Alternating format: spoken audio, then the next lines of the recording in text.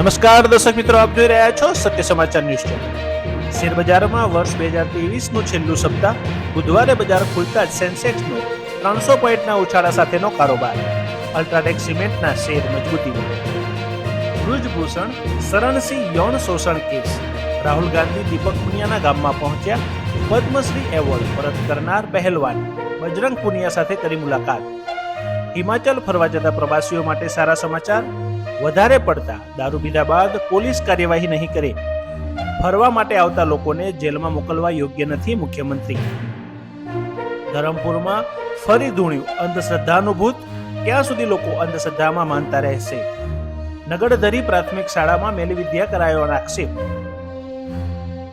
કોરોનાના નવા વેરિયન્ટ સૌથી વધુ કેસ ગુજરાતમાં. નવા વેરિયન્ટ JN1 ના ગુજરાતમાં 36 કેસ નોંધાયા. કર્ણાટકમાં 24, ગોવામાં 14, મહારાષ્ટ્રમાં 9 કેસ નોંધાયા.